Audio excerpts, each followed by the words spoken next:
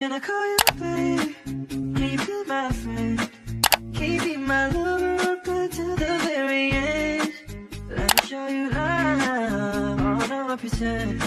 Stick 多少关你และฉันได้มีเธอข้างๆในทุกวันก็รู้ว่าฉันนั้นไม่ไปไหนหากวันไหนวันนั้นที่เธอเสียใจแต่ฉันจะเปลี่ยนหลักทุกทิ้งไปต่อจากวันนี้และฉันได้มีเธอข้างๆในทุกวันก็รู้ว่าฉันนั้นไม่ไปไหนหากวันไหนวันนั้นที่เธอเสียใจแต่ฉันจะเปลี่ยนโลกทุกทิ้งไปให้เป็นสีชมพู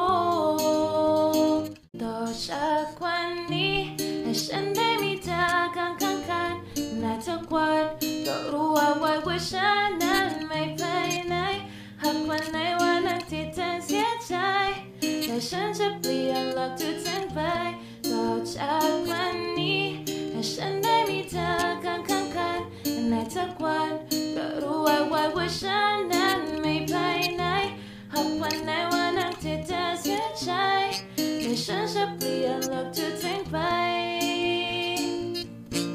ให้เป็นสีชมพู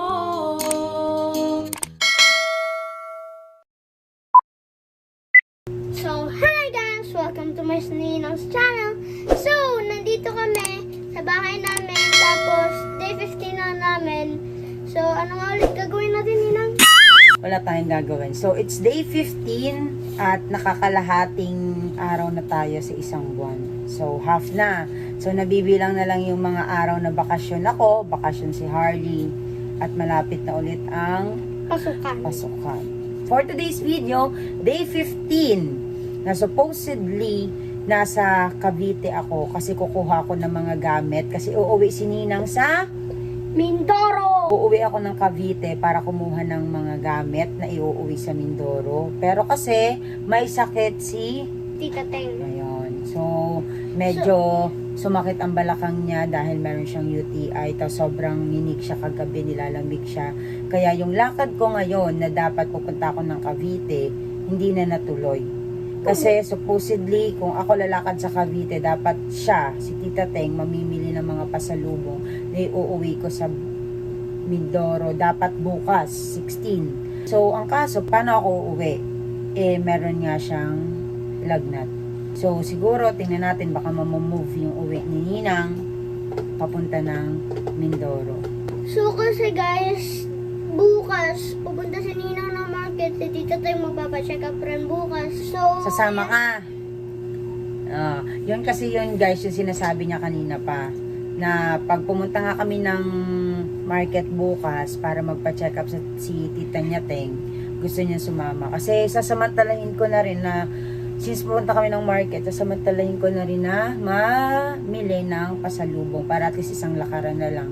So, supposedly 16 ang aking uwi papuntang Mindoro, since nito nga nagkaroon ng aberya, nagkasakit siya.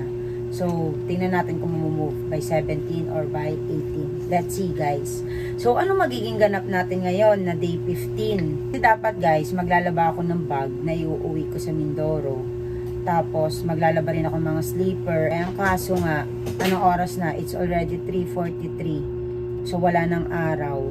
So, tingnan natin kung anong mangyayari or magiging kaganapan for day 15 of our uninterrupted vacation.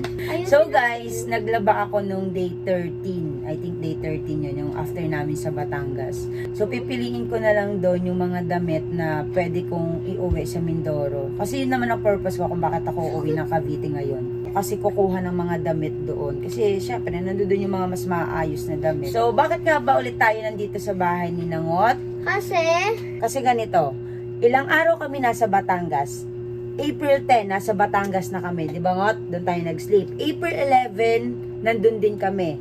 Pumunta kami sa Parañaque ng day 11. Tapos, yung gabi na yon, di ba, swimming, nagkabiglang ayayaan. Tapos, yung day 12 namin, yung pa lang yung pauwi namin galing beach. Di ba ngot? So technically, ilang araw akong hindi nakapag-play ng mga video namin. So kaya nandito tayo sa bahay ni Nangot kasi ito Ito guys, oh. Ayan.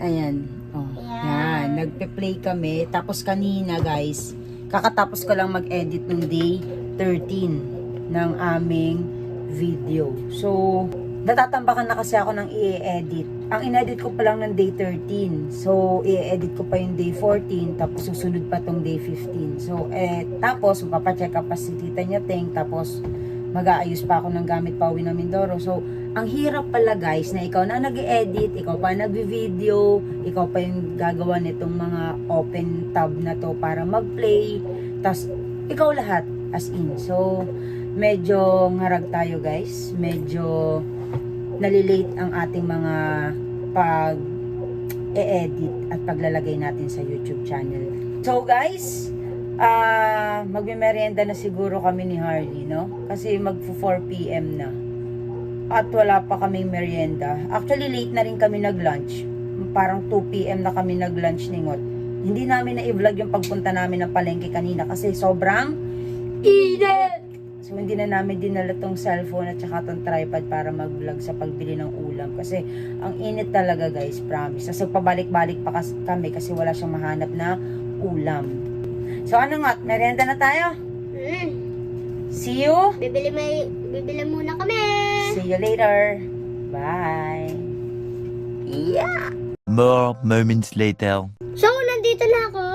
So, nandito na pagkain ko. Nandun si ninang ko. Hintayin muna natin. So, ito merienda ko, guys. So, guys, kinain niya na yung sa kanya. Kay Ngote na pala to. Yun lang ang merienda ko, guys. Masarap, Ngot? Harap nga.